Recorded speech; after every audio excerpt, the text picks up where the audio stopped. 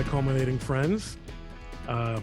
We have been chasing for a while after Chris Rufo, but who isn't these days? From both sides of the fence, Chris is very much the man of the hour now. One of the, along with a handful of other people, many of whom we've spoken to here. He is one of the leading expositors of what critical racial theory is doing to our culture, to our law, to our educational system. And I'm just going to bring him on, and I think I'm just going to not even have to wind him up. He comes, I think, pre-charged. How are you, Chris? Yeah, I'm already wound up. So I'm doing very well. Good to be with you. Thank you very much for coming on. You really have got people's attention, which I the question is, do you think it's any of the right people, or is it just the same old people banging our heads against the walls? No, I think it's absolutely a lot of new people and definitely the right people. You know, one of the things that I've tried to do in the last year and a half, specifically my work on critical race theory, is getting more people involved at that very local level. So parents, especially families, teachers and principals and school board members, school board candidates who want to have an excellent education. And we've really woken these folks up. One of the most kind of amazing feelings for me was watching a lot of the work that I was doing as a reporter, as an activist, then be kind of reflected back to me with all these amazing school board videos. So parents going to protest, to say their piece, to engage in that basic, local democratic practice. And so we've seen a lot of shifts, and I think a lot of people are starting to say, hey, wait a minute, the people promoting CRT, promoting gender ideology, promoting kind of like left-wing municipal policy on policing and crime aren't actually fighting for the best interests of my family, aren't fighting for the best interests of, these local communities. And I think it's been successful in at least starting to get that change process rolling. In a recent conversation, I had occasion to sort of realize that there had been a national phenomenon in favor of conservative politics and candidates over the previous 15 or 20 years. And if it had not been for Barack Obama, it would probably be just about over. And brilliantly, the far left wing of the Democratic Party, led obviously by the money and I'm sure the insight of George Soros, realized that there were many interstices, there were many places other than national elections or even statewide elections where they could make a very big impact. And one was law enforcement, and that we've seen the disaster that's become. And the other one has been, although it's quite related to what you've been talking about for the last few years, and the other one is education. And what I think has been fascinating is seeing how on the education piece, they don't have the ability to really mobilize national media for local school boards the way they do for national issues. The only thing, though, that they do have is teachers' unions. And but what's astonishing is the things you hear from these existing school board members who say things like, well, why don't you move, or who refuse to give, information about curriculum. Is it your observation, having been on the front lines of this, that the school boards they've gotten to this point because that's the kind of people who are running, they were activists, or have they been sort of captured by teachers unions, just in this sort of go along to get along sort of thing? Or how do you think of school boards, people who are on school boards, as local, my next door neighbor, right? These are normal people, logical people, not people like Nancy Pelosi and Joe Biden, who are just have lost all touch with real life. How do these people get this kind of mentality? Well, I think it's a combination of both of those things, that those influences you mentioned. First off, look, in order to be on a school board, it takes a significant amount of time. You have to run for office. You have to care about education. You have to care about the transmission of values through the local school system. You have to garner the support of the different interest groups in your community. So you get people who are much more activist oriented, the people who are most passionate about it. And in many cases, what that means, it's people who are most left wing, people who are on the left. They're passionate. They look at education as a way to kind of create revolution, as a way to transform society. You get that kind of spirit in a lot of these school boards, whereas the median, let's say, family or median voter is not really represented, because the people who are in the middle are in some ways apathetic. So they'll cede it to people who are more activist oriented. The second thing is also very important. A lot of the mechanics of school board elections, they're off-year elections, off-cycle elections. And then what that means is you have really just minuscule turnout. A few thousand votes can flip a few thousand votes can win a school board election. So what happens is that interest groups, and most powerfully, most predominantly, the teachers' unions, can start to use that under the radar political power to get their people on those school boards, because most people aren't paying attention. And so what we've seen, though, which is a really good development in the last year, is that the median voter, the median parent, is starting to wake up and say, hey, wait a minute, the education that my kids are getting is radically different from the education that I got. And maybe in certain ways it's better, but in these very real and very significant ways, it's much worse. And it actually violates the values that I have. And so we're going to get involved.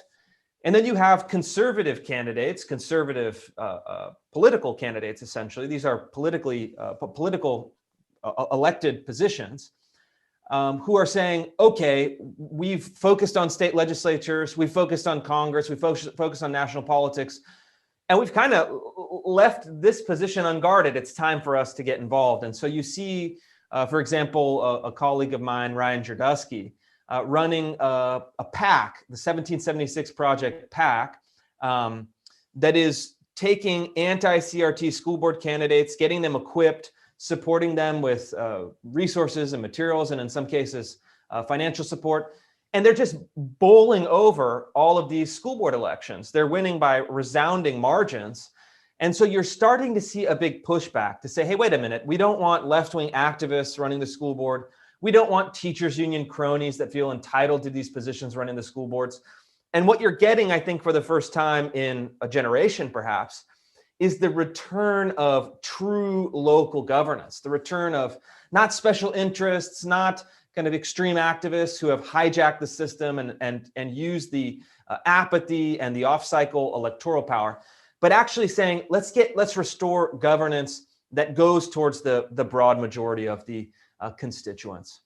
You know, as you're describing this, I'm beginning to think about my earliest memories of school, which are at the time we lived in Brooklyn. And my earliest memory of school is walking with my mother to school to be registered, and then walking home because there was a strike. That was the famous New York City school strike, which was a watershed in the politicization of education. And there had been, as you know, a cultural reaction, which was not in and of itself a crazy thing, to the fact that the teaching profession had become a sort of sinecure for middle-class Jewish men and women who were increasingly teaching minority students. And there was there was a cultural disconnection. And there was, of course, by this time already, New York City municipal unions were well entrenched. So there was a lot of patronage and all management positions, and there was basically a purge of Jews from the teaching profession in New York City. Over, I mean, they had so-called tenure, but over the decades. So in other words, what triggered me was when you said that the education you got, that the children in public schools are getting, is nothing like the education their parents got. I went from New York City's public schools in the late 60s and early 70s, which were beginning to enter a sort of crisis. Then we moved to the suburbs, not in small part because of these developments, and part of the Great White Flight of the early 70s, where we went to these kind of experimental open schools in a geodesic dome, you know, and Yeah. all said, I had some fairly mediocre public school experiences, but I did, I guess, get some kind of education. When I look at, I think, at what, I mean, look, none of my children went to public school, not necessarily because for those reasons. I sent them all to religious school. Now in New York City, we're seeing an effort underway to punish the predominantly Orthodox Jewish community that uses religious schools as a way to avoid the public schools by imposing a substantial equivalency test, which is premised on a statute that's been on the books since Grover Cleveland administration or something, but has never been enforced, because the idea was if you don't register your kids in our school, you're doing us a great favor. It's that much less that we have to worry about. But all of this is by way of my asking you, what do you say to critics on the left who say Chris Rufo and James Lindsay and Nicole Solis and all these characters, they're not trying to save public school. They're trying to destroy public education in this country, and move it into, move the money to private schools and to, antediluvian religious schools. To which my response is, well, if that's what they're doing, I think that's great. I mean, I'm not a big libertarian, but I think that the socialist experiment in public school has been a disaster. But is that necessarily your position, or does it matter what your position is? Sure. Yeah. Well, I think I would separate out cause and effect, or premise and conclusion here. And the premise of that argument that the left makes is this is all a Betsy DeVos funded scheme to privatize education and destroy, public schools, is so disingenuous. And it's not only factually false, it's really based on a kind of lunatic and hysterical interpretation of the prior facts. The facts are very simple, actually. Public school funding, so per student, so per capita funding for public schools, has gone up, and in a sense, in many districts, tripled since the time you're talking about, the 1960s. And yet student performance has basically been completely flat over that same period. So you ask a question, wait a minute, we are shoveling, in some cases, $30,000 a year per child into the public school system over this kind of 50-year experiment in which student performance has not improved one iota. Is that the fault of someone like me? Of course it isn't. It's this just insane cash grab by public school bureaucracies that have failed in their basic duty to educate kids. And now what they're doing is they're trying to replace the education or pedagogical function with an ideological or revolutionary function, which serves two purposes. One, it justifies and excuses their own failures. Okay, well, we're not educating these kids, but that's actually the fault of white supremacy, or the fault of patriarchy, or the fault of, Chris Rufo, whatever the kind of villain of the day is. But then it also justifies the further cash grab strategy. Well, we need more money. You hear people with a straight face say, oh, public schools are underfunded. Not by any metric. So then the second question is, well, what do I want? Does it matter? I think it does to a certain extent, to the extent that I have influence on policy at the state level, for example. I think you have to do two things simultaneously. You have to improve public education, because there will be public schools. There'll be public schools now, there'll be public schools in 20 years, there'll be public schools in 50 years. This is going to be a system with which the majority, likely, of students are educated, in which the majority of students are educated. And so you want to improve public schools by, for example, saying pseudoscientific and kind of nakedly racial reductionist pedagogies like critical race theory or pedagogies like gender ideology have no place in the public school. So we're going to insulate public schools from really destructive and non-educational pedagogies. But at the same time, something I've advocated for and gotten in a lot of trouble with these folks, or they've been upset about it, is universal school choice. So you're saying to parents, you're no longer stuck by a kind of residentially assigned, zip code assigned public school district where you get one option. Actually, if you don't like that school for whatever reason, you don't like how it's run, you don't like the kind of curriculum it has, you don't like the safety environment, we're going to give you those educational dollars and you can take them wherever you want. Another public school, a charter school, a secular private school, a religious school, or a homeschool program. So you can give money to parents to cover the cost of those homeschool expenses, learning pods, whatever kind of education you want. And you just say, we trust you, the parent, to make the best decision for your child.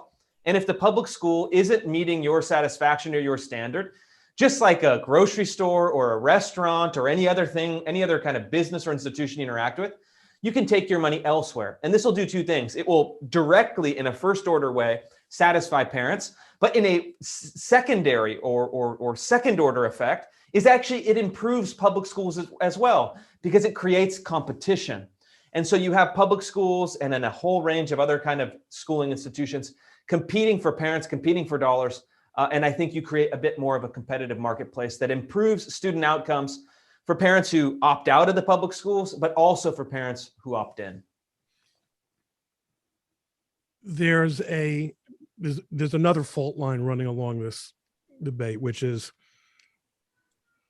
the claim that, like, I'm not trying to just give you softballs here. I'm trying to get my arms around the issues. But one of the things I frequently see is this claim that it's unusual and new to this new ultra right-wing fascist conservative movement that incredible right-winger Donald Trump let loose on this country, to have states doing top-down curriculum management. That's supposed to be where the educator and indeed the parent and the school board do their, they make choice. They're the ones supposed to be making choices. When you have a guy like, you have someone like Rick DeSantis or other conservative governors or legislatures legislating things like don't say gay, which of course is a classic Bolshevik style, just stealing the language in order to obfuscate the truth. But management of curriculum by the state is not a conservative. What an unconservative idea. Conservatives are supposed to be in favor of local control, and here you guys are running into the state houses where you can coalesce your wicked power and your Cook brothers money. I don't know whatever their fevered brows, but what's the response to that? Sure. Again, it's based on such a basic ignorance or a deliberate lying about the basic facts. It's almost unbelievable they could make that argument. The facts as they exist, the status quo today, is that states control the curriculum for the K through 12 education system in every state in the United States. Local school district control over the curriculum has not been the public policy status quo in the United States for decades, for a very, very long time. And so I personally am actually amenable to the idea. I would love for each local school district to have autonomy over the local curriculum, so that, for example, in my state of Washington, the school curriculum in Seattle could look very different than the school curriculum in, let's say, a conservative rural district in Eastern Washington. I'd love for Seattle to have what they call pleasure-based comprehensive sexual education. All power to them. If that's what they want to do, that's what the voters vote for, all power to them. But the conservative rural district has a much different sexual education curriculum, for example, Or maybe they say we don't want to have a sexual education curriculum. We want to let parents, handle that at home. I would love for a system of greater pluralism and local control. But that's not the system that we have. That's not the baseline status quo. And it's this kind of impotent libertarian thinking that requires a kind of a brain dead reading of politics to say, we want some fanciful utopia that's not based on any ground truth or any of the status quo. And we're not going to do anything to improve the system in the meantime in favor of a kind of abstract fantasy. And so given that the states control the curriculum, the states should control the curriculum. And by saying, well, we're not going to touch it, you cede the entire territory to the professional bureaucrats, the activist left, the most extreme left-wing pedagogists and educational theorists. And so what DeSantis and now I think 13 other states have done is to put a kind of barrier or protection to say, we want to give autonomy to teachers, to local school districts, but these are the basic guardrails. You can't teach people that they're inherently guilty of historical crimes because of their skin color. This is a very basic guardrail that every school in the country should have. And at the same time, I could say, yeah, if you want to have a move to a system of greater pluralism and local control, I personally would support that 100%.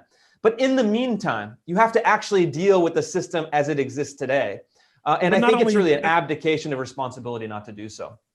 And I would say that it can only, when you say 100%, that can only be in tandem with school choice.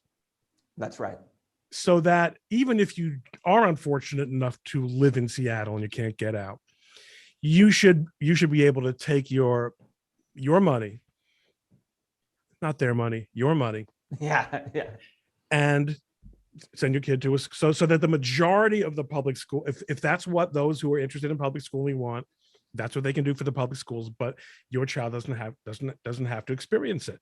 Now you're coming. You mentioned this obvious issue of this kind of new racism that is acceptable and preferred, apparently, in these circles. And now we're coming on to the really hard question of how do we know? How do we know? And Michael Knowles, in a recent conversation I had with him, I think, really hit the nail on the head, saying you have to be prepared to say, in order to move through the world, that there are things we know, that we can employ our intellects and our senses and our experience to recognize that this nihilistic idea that there's no, we can't know any absolute truth, therefore let's teach one of every single thing to every, that's preposterous. Yeah. But we're in a mode, right, where at one point I was going to say, what if we all just said, let's the schools just teach reading and writing and arithmetic, and all the mushy stuff, all the subjective stuff, we'll just quit on that. We're just going to give up on it and give your kids a reading list at something. No, it turns out that even science and math are expressions of white supremacy, and that wouldn't work either. You have to choose a pedagogy that is based on a specific set of values that espouses and then transmits a specific worldview. This is unavoidable. There is no neutral education. That's a kind of, again, a libertarian delusion.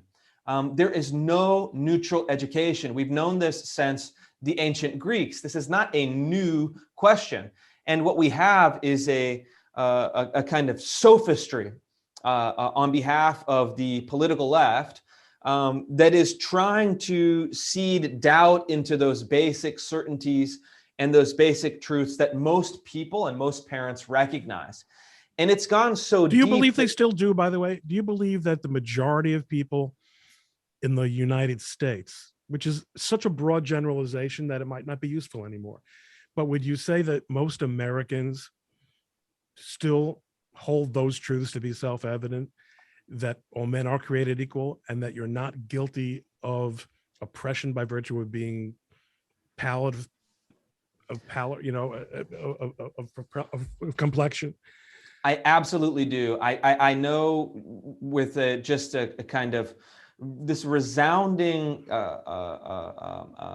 movement politically, but also just if you kind of take a step back from the world that we inhabit, which is a kind of intellectual world, a policy world, Twitter world, you have crazy. It's crazy world.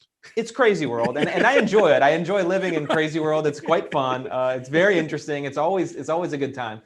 But most people don't live in crazy world. Most people live in a very basic, bourgeois, blue collar or middle class, white collar world. And this median voter, let's say this common citizen, has a very different worldview, even if he or she can't quite articulate it at the level of abstraction that maybe we can or our opponents can.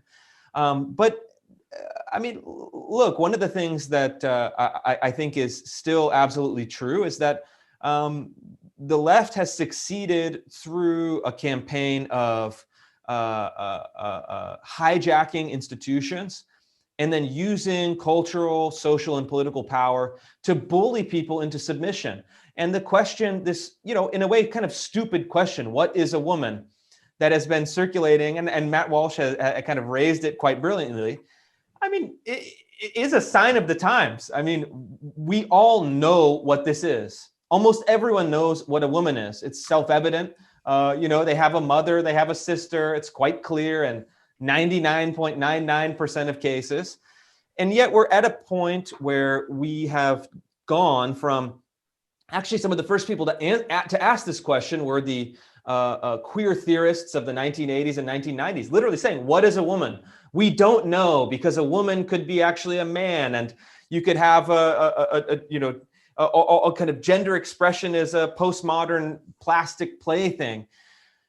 But when you actually say, hey, wait a minute, take all the postmodern superstructure aside, just kind of set it aside for now, and actually go to people, these are questions that people are maybe scared to answer in public, but they know the answer. And so that's why I feel like part of my responsibility is to fight on behalf of those people, is to actually enter that political fray with their interests at heart, knowing that most of them don't want to participate, can't participate, and yet in a kind of strange repetition of the 1960s, are really and truly a kind of silent majority. They have self-censored in that way. No, I think you make it's a very important point, because one of the things you'll hear the left say, when another one of those really bad faith arguments is, look how the right wing is coming along and imposing this on people who are really very comfortable. Most people are really very comfortable with their children learning this. Most people are really very comfortable having their kids go to drag story time, strip shows. Yeah. No, most people are not. I mean, it's crazy. It's like, some of these videos on the drag queen story time, it's like the most unbelievable euphemism imaginable. It's like designed to put you to sleep and to kind of, tune down your brain functions, because drag queen story time, oh, it's, harmless, it's fun, it's just, it's about the reading. And then you see videos of some of these performances for children, toddlers, adolescents, very young kids. And look, they're stripping off clothing, they're exposing, artificial genitalia, they're simulating sex acts, they're soliciting dollar bills in their panties or G-strings. And do we as conservatives say, and are we forced to take the position, maybe this is a libertarian position and the answer to it is no, but I don't know, that, well, if indeed parents do want that for their kids, we have nothing to say about it? Yeah, I mean, no, I don't think so. I think that's absurd. I think if you're honest about it and you put together those facts, so you're looking for a fact pattern. Okay, you have a person doing all of those things that I just listed. Listen, this is a strip show. This is a strip club. I mean, this is the kind of. Would you let your husband? Would you let your husband go to this? Yeah. The answer is no. So why you come home with glitter all over you. Your wife is going to have questions about this. Your wife is going to say, hey, wait a minute. And then you say, no, sweetie, it was a drag queen story time. And then she sees the video, she's going to be upset with you. And rightly so. And so the question is then, and there's a fair question, in public schools, absolutely, the government, the legislators and school board members have an obligation to rule on this, have an obligation to make decisions. Then the kind of libertarian argument, well, what if this is a private club and people really want this and it's a kind of gender liberating performance? Then the question is, okay, well, why are kind of heterosexual, kind of heteronormative strip clubs, gentlemen's clubs, why don't they allow children? And then if you start making the actual correct comparisons, the correct equivalents, you start getting into kind of bizarro land libertarianism. You say, well, if a consenting adult wants to take his 6-year-old to a kind of traditional heterosexual strip club, who are you to tell them they can't? Well, the medical. I don't think that argument flies. I think we have to have basic norms that should be enforced by laws. This is very, very simple, and I'm just going to go ahead and say it. Someone's going to have to tell that to the medical profession because they have taken it upon themselves to mutilate children with or without their parents' consent, but typically with, mutilate children. Then now I'm beginning to come onto my putative topic of my podcast, which is the First Amendment. During the oral argument for the Carson case, the incredibly important Carson case for school choice, I think it was Justice Thomas who asked, "Is CRT a religious creed?" And I don't think anyone was pressed for the answer, but it's an important. If everything's religion, then nothing's religion. Right. And what the decision in Carson, although it didn't circle back to that actual question, begins to grapple with is this idea that it's extremely difficult to, if we must, as you and I would agree, acknowledge that it's the responsibility of the adults to impart values, not necessarily explicitly, be a good person, be a bad person. That might not be such a wise thing, or maybe it should be. I mean, everyone should learn to clean up after playtime, right? I mean, it is always part of every classroom endeavor. There are inherent values that are being projected. To say that we are doing that doesn't mean to say that we concede that all values are equal. It can't be, like you said, it can't. Yeah. Neutrality is just it is an abandonment of adult responsibility. The purpose of education is to cultivate the soul, to cultivate the citizen. This has always been true. And we've seemed to have forgotten this very basic lesson about the essential purpose of educating kids. You're transmitting not only knowledge, but you're transmitting a set of values. You're transmitting a specific vision of what it means to be a citizen, in this case, the United States.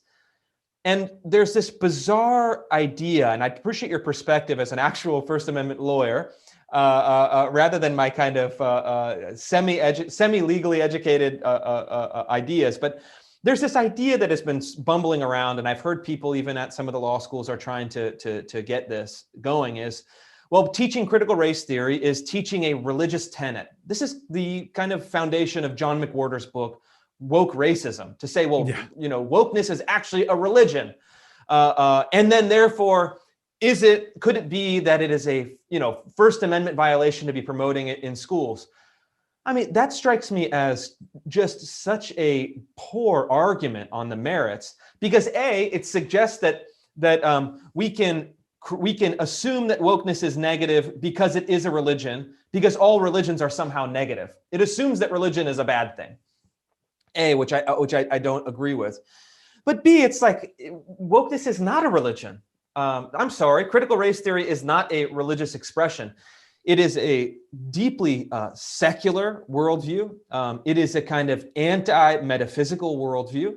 And it is based on a neo-Marxist anthropology and a neo-Marxist reading of history that seeks to transcend the religious or abandon, transcend is the wrong word, to actually abandon the transcendent view of man. And so I think probably as a Supreme Court case, everything at that point, everything is religious. Any pedagogy, any belief system, any expressed value is essentially religious at the end of the day. What is it based on? What is the grounds? But also, I think it's a basic misreading because it presumes that what we aspire to is a bloodless, lifeless, plastic, neutral, valueless education system. Something that if you were even able to achieve it, which you're not able to, would be such an abysmal and awful and confusing pedagogy that you'd leave a generation of kids, which may be, unfortunately, what we're doing today, completely confused about the basic and fundamental human values and the essential characteristics of human nature. It's such a just unintentionally destructive idea. I think we cannot push back against that kind of Aspen Institute, third way idiocy at any level. It just has to be. It has to be shut down. That kind of high IQ, kind of high IQ stupidity, just astonishes me. It makes me, just want to revolt against it. I think what McWhorter is getting at is, I thought you were going to say something actually which really would have been intriguing, which was that, and I know that McWhorter doesn't say this, if in fact it's a religion, it's as entitled to protection as any other religion. But as you point out,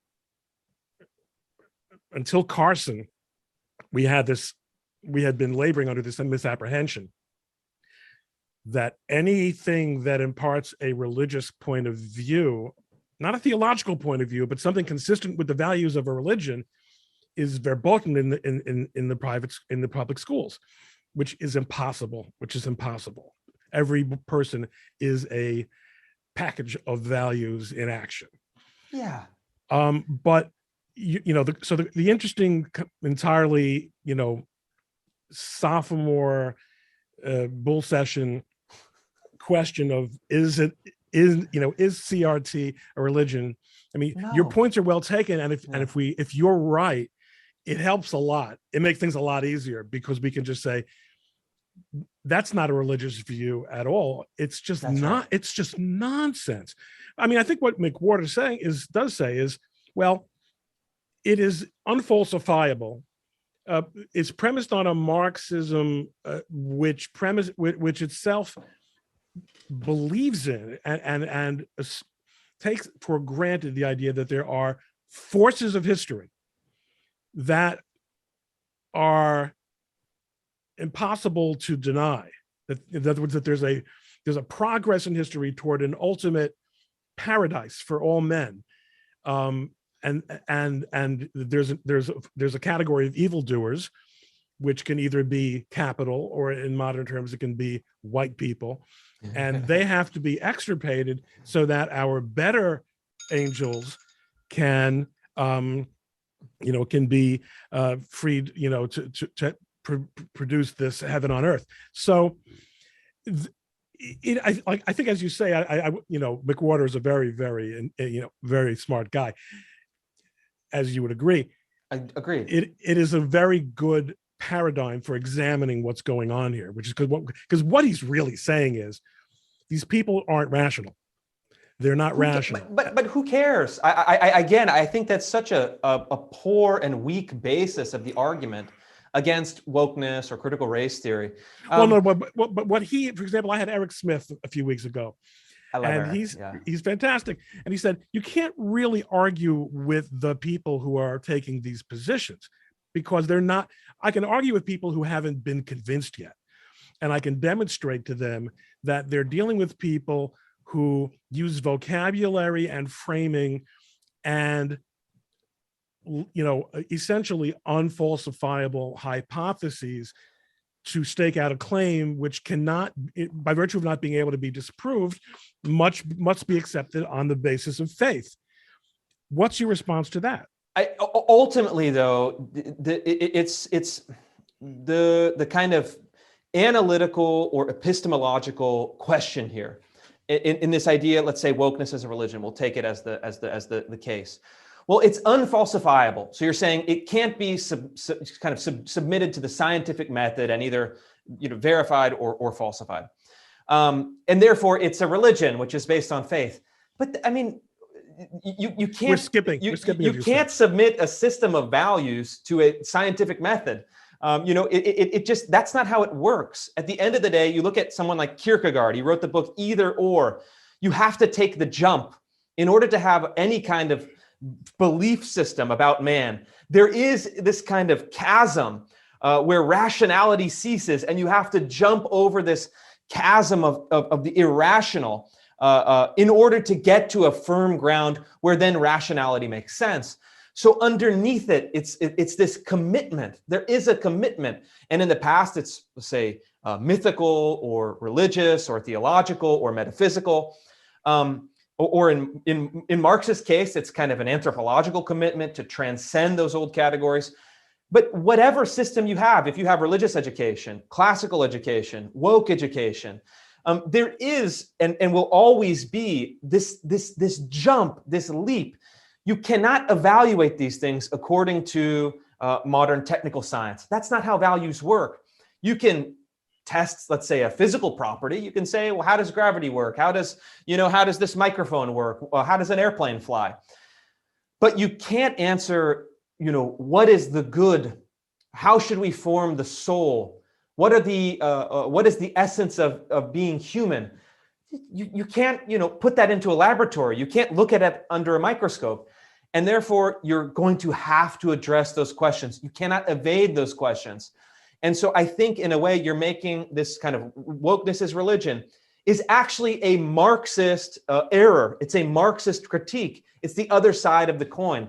And I just think that you can't ever create a solid ground on which to argue by looking at it from that perspective. Wow, that's great. That's the first time I've ever heard anyone enunciate that point of view. And that's a fantastic takeaway for me. And in fact, we're both probably running out of oxygen here, but I want to thank you so much for knocking heads with me about this stuff. Is it gonna help? I mean, can we save the situation? Are the people of America themselves, or the adults, committed enough to these values to keep fighting this fight?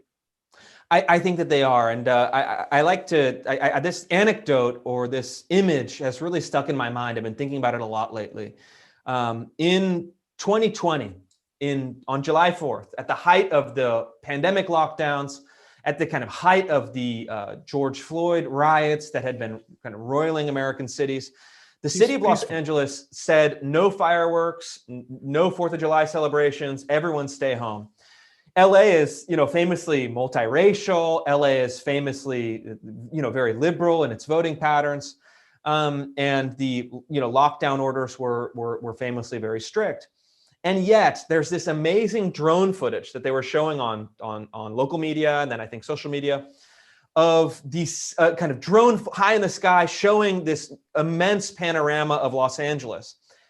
And it looked like the entire sky was on fire. It was lit up with these bombardments of mortar fireworks, of firecrackers, of lights, of celebration.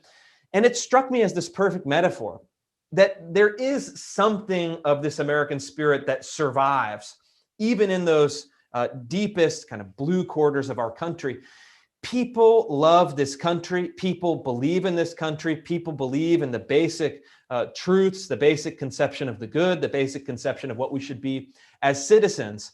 And the reason that our country isn't governed by ideas that are much more similar to those that you and I share is not a fault of the American people. It's a fault of, let's say, conservative leadership. It's up to us to do it. People can't formulate these things on their own. They're busy with their lives, their kids, their families, their work, their church commitments, their other community obligations. And so it's up to us to put together a vision, to put together a kind of campaign, to put together the language, to put together a policy platform that will take those latent values that I think are shared by a large majority of the country, to bring them to the kind of to bring them to the broader consciousness, and then to start changing our policies and changing our institutions so that people can express them, people can actually live out those values. And this idea that we can have a technocratic or scientific system that is based on, you know, the calculations is such an impediment to that.